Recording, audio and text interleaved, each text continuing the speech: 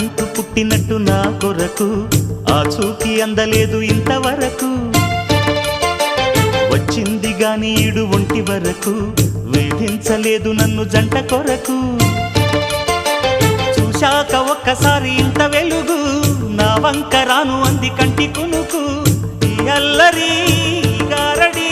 నీలీల అనుకోనా నీ పేరు ప్రేమ అవునా ఇవాళే నిన్ను పోల్చుకుందా